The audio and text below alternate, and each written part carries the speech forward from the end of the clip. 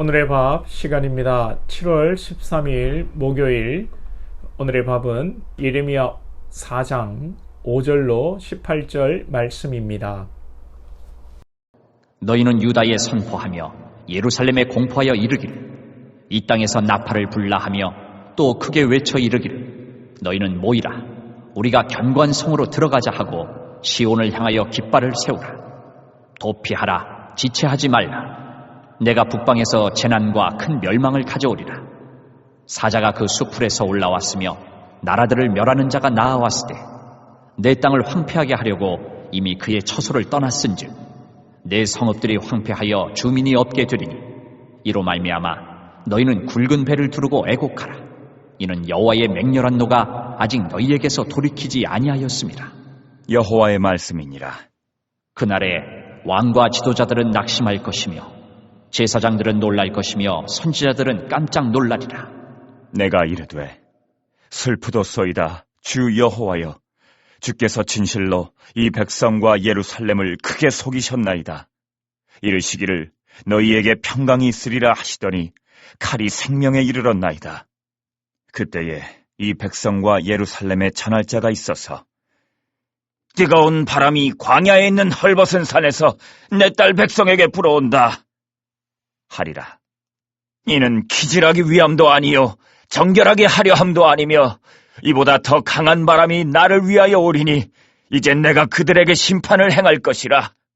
보라, 그가 구름같이 올라오나니 그의 병거는 회오리 바람 같고 그의 말들은 독수리보다 빠르도다. 우리에게 화 있도다. 우리는 멸망하도다 하리라. 예루살렘아, 내 마음의 악을 씻어버리라. 그리하면 구원을 얻으리라. 내 악한 생각이 내 속에 얼마나 오래 머물겠느냐. 단에서 소리를 선포하며 에브라임 산에서 재앙을 공포하는도다.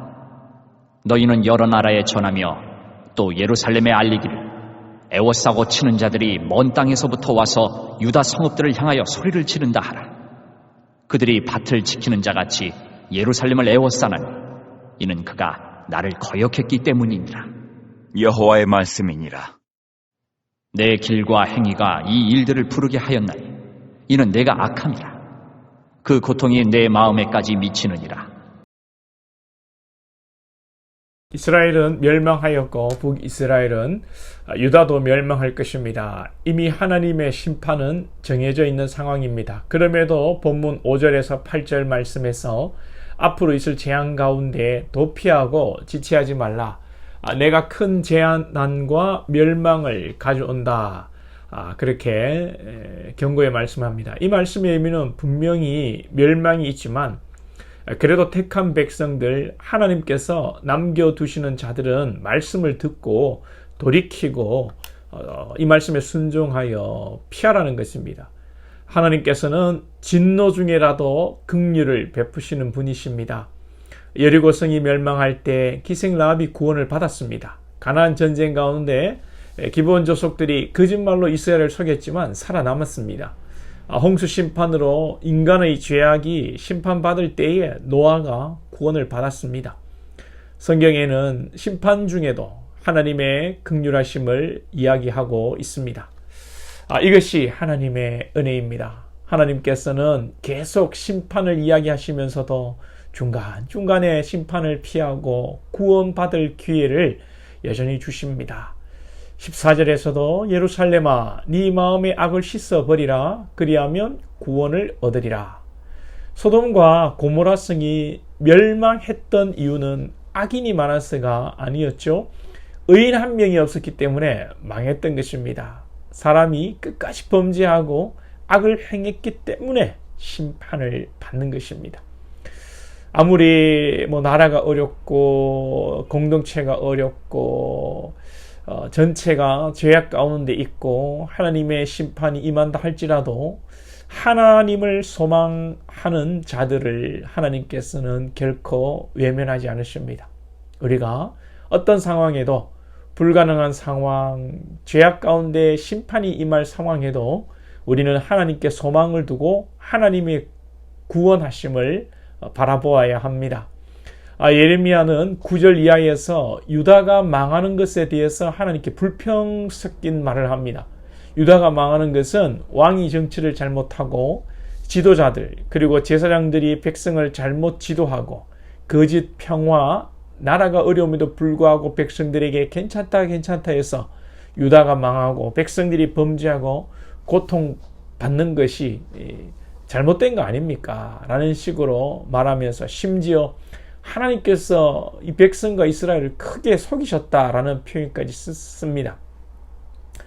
예레미야의 민족을 향한 애틋한 사랑의 마음이죠. 비록 심판의 메시지를 선포하는 선지자이지만 하나님께 메시지를 받는 순간에도 메시지를 전하는 순간에도 그의 마음 한구석에는 심판받는 유다가 불쌍하게 보이는 것입니다. 우리의 마음이 이 예레미야의 마음이어야 합니다. 심판받을 영혼을 생각하며 긍휼히 여기고 불쌍히 여기는 마음이 들어야 합니다. 그런데 우리는 자꾸 미운 마음이 든단 말이죠. 제가 목사로 우리 동네의 이 주변 사람들이 참 불쌍히 보여야 하는데 자꾸 한 번씩 미운 마음이 들 때가 있어요. 교회 주차장을 개방해 줬더니 자기 주차장처럼 쓰고 미안한 줄도 모르고 고마운 줄도 모르고 동네 쓰레기를 함부로 버리고, 그럼에도 이런 분들을 제가 긍휼히 여겨야 하는데 자꾸 제 안에 미운 마음이 들어와요. 그래서 기도하고 있습니다. 하나님, 미워하는 마음 사라지게 해달라고요. 정죄하고 미워하는 마음은 사탄이 주는 마음이요, 긍휼히 여기는 마음이 하나님의 마음인 줄로 믿습니다. 우리 안에서 사랑과 긍휼의 마음이 넘치기를 소망합니다. 우리는 하나님의 선한 도구가 되어야지 마귀의 악한 도구가 되어서는 안 됩니다. 아무리 예레미야가 유다를 변론한다고 해도 그 죄의 책임이 유다 백성에게 있는 것입니다. 거짓 평화가 선포되고 거짓 선지자가 있었지만 하나님의 의로운 선지자도 있었는데 유다가 선택을 잘못했기 때문에 심판을 받는 것이죠. 타락한 인간의 본성은 늘 남을 탓합니다. 아담이 하와를 탓하고 하와가 뱀을 탓했습니다. 그러나 믿음의 사람은 자기를 희생하여 남을 살리는 자입니다. 아브라함이나 요셉이나 모세, 다윗, 다니엘이 다 그런 삶을 살았지 않습니까? 이는 바로 자기를 희생하여 우리를 살리신 예수님을 예표하는 구약의 그림자입니다. 이 시대가 악합니다. 시대를 탓하고 시대를 핑계하며 우리가 어쩔 수 없다고 하지만 아무리 시대가 악해도 하나님 앞에 거룩하게 살아가는 거룩한 진실한 소수가 있습니다. 작은 무리가 있습니다. 우리가 이 시대를 살면서 정말 세상은 갈수록 악해져 가고 정말 세속화되어 가고 있지만 이런 상황 속에서도 주님을 바라보는 신실한 하나님께서 남겨둔 그런 자들이 될 수 있기를 축복합니다. 기도드리겠습니다. 하나님 아버지, 진노 중에도 긍휼함을 잊지 않으시는 주님, 심판의 메시지를 주시면서도 돌아와야 할 자들을 안타깝게 애타게 기다리시는 우리 주님의 마음을 봅니다. 주님, 우리에게 하나님의 마음을 알게 하시고 하나님을 더 알아가게 하시며 우리의 마음에도 하나님의 마음을 닮아 죽어가는 영혼들을 불쌍히 여기며 긍휼히 여기는 마음 될 수 있도록 인도해 주옵소서. 타락한 우리의 마음, 악한 나의 마음은 늘 정의를 앞세워 심판하고 정죄하는 마음이 가득하며 미워하는 마음이 될 때가 있음을 고백합니다. 하나님, 우리의 마음을 만져주시고 우리의 마음을 기경하여 주시고 우리의 마음의 가죽을 잘라주시고 예수 그리스도로 우리의 마음이 새롭게 변화되어서 죄악 가운데 거룩한 소수의 삶이라 할지라도 세상과 타협하지 아니하며 하나님을 소망하며 믿음으로 살아갈 수 있는 저희들 다 되게 하옵소서. 예수님의 이름으로 기도하옵나이다. 아멘.